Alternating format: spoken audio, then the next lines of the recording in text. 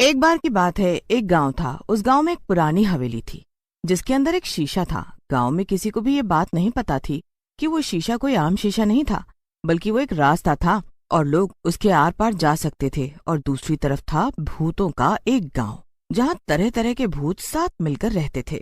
वो भूतों का गांव ठीक इस इंसानों के गांव जैसा ही था, वैसे ही घर और वैसी ही पुरानी हवेली भी। एक दिन जब 2 दिन बाद होली का त्योहार गांव में मनाया जा रहा था, तब मनोज नाम का एक आदमी घर से बाहर काम के लिए निकला।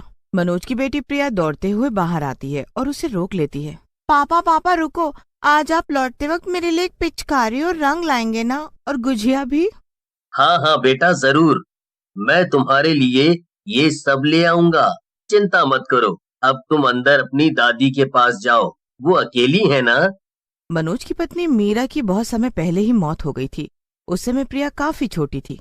मनोज जल्दी से प्रिया को वापस घर के अंदर जाने को कहता है और कुछ सोचते सोचते काम के लिए निकल जाता है।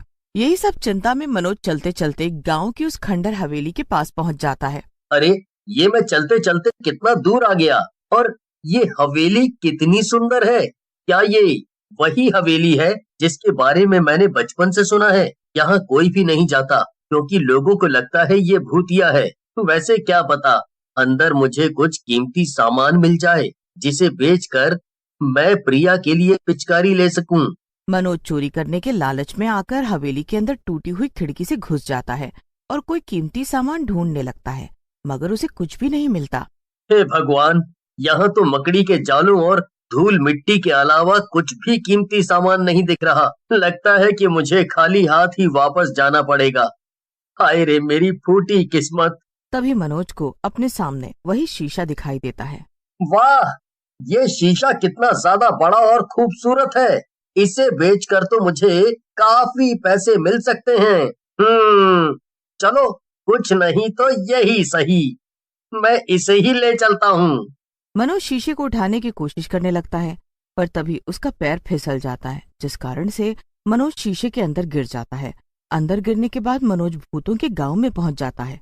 ये ये क्या हुआ अचानक से? ये मैं शीशे के आर पार कैसे आ गया? ये सब क्या हो रहा है? बाहर चलकर देखता हूँ कि आखिर ये कैसी जगह है। मनोज हवेली से बाहर निकलकर गांव में घूमने निकल जाता है, पर गांव का नजारा देखकर मनोज की हालत खराब हो जाती है। ये ये सब क्या है? यहाँ तो मुझे कोई भी इंसान नहीं दिख रहा। सब कहाँ चले गए भला? कोई है? कोई है? चलो, अपने घर को चलकर देखता हूँ। प्रिया जरूर होगी वहाँ। मनोज अपने घर की तरफ बढ़ता है, पर उसके होश उड़ जाते हैं जब वो घर के बाहर एक चुड़ैल को बैठे देखता है। उस चुड़ैल के चेहरे पर रंग लगा हुआ था, पर मनोज को घर के अंदर कोई भी नहीं दिखता। आखिर ये सब हो क्या रहा है? नहीं, मुझे यहाँ नहीं रहना चाहिए। वापस हवेली में जाना चाहिए। वो शीशे से बाहर निकलकर शायद मैं अपनी दुनिया में पहुंच जाऊं। जरूर ये भूतों की दुनिया है। मनोज को वापस लौटते वक्त रास्ते में कई चुड़ैलें और भूत दिखाई देते हैं। मनोज डर के मारे एक पेड़ के पीछे छुप जाता है। तभी मनोज के पेड़ के पास से एक भूतिया बच्चा गुजरता है और उसके हाथ से उसकी पिचकारी वही गिर जाती है। भूतिया बच्चे के जाते ही मनोज उस पिचकारी को उठा लेता है। ये तो सोने की पिचकारी है। ये भूत लोग सोने की पिचकारियों से होली खेलते हैं। वाह, कमाल हो गया। ये तो लगता है कि मेरा काम बन गया। मनोज उस पिचकारी को अपने कपड़े में छिपा कर रख लेता है। तो तभी कुछ दूर पर उसकी नजर पड़ती है कि कुछ दूर पर भूत मिलकर खून की होली खेल रहे थे। ये सब तो खून की होली खेल रहे हैं। अगर मुझे इन सब से बचना है तो मुझे भी इन सब में घुलना मिलना होगा। एक काम करता हूँ, कहीं से थोड़ा रंग ढूंढ कर खुद को पूरा रंग देता हूँ। फिर ये लोग मुझे बिल्कुल नहीं पहचान पाएंगे।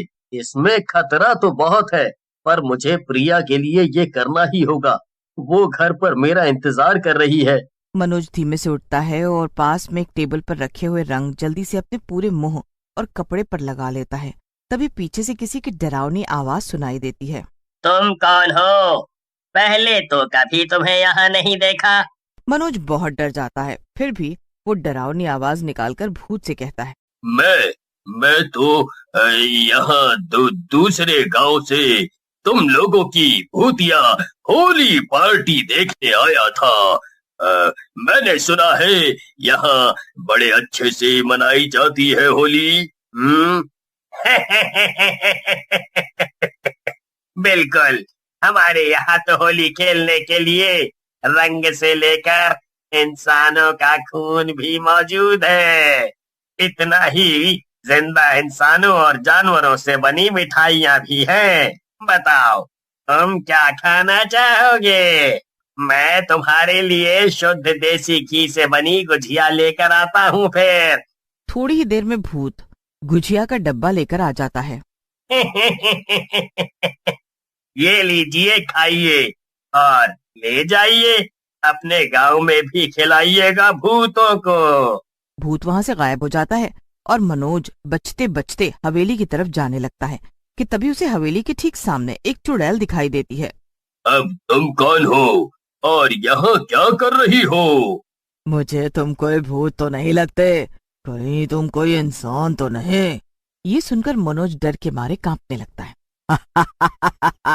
तुम यहाँ के बाकी बेवकूफ भूतों को चकमा दे सकते हो, पर मुझे नहीं। तभी वहाँ दूसरी चुड़ैल भी आ जाती है। अरे इसे जाने दो, इसने कुछ नहीं किया, और तुम जाओ यहाँ से, जाकर अपनी होली कहीं और मनाओ। अरे रे, भला तू यहाँ पर कहाँ से आ गई?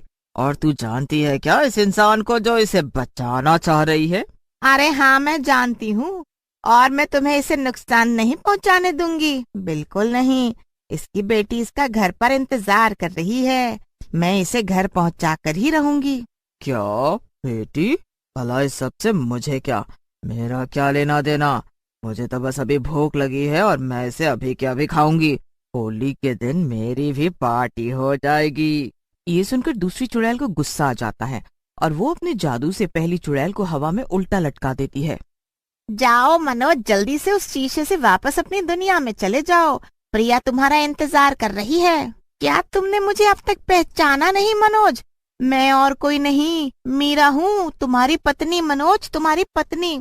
मरने के बाद हम सभी भूत और चुड़ैल इसी दुनिया में रहते हैं मनोज, और तुम जब यहाँ आए तभी मुझे पता चल गया था तुम्हारा यहाँ होना खतरे से खाली नहीं है।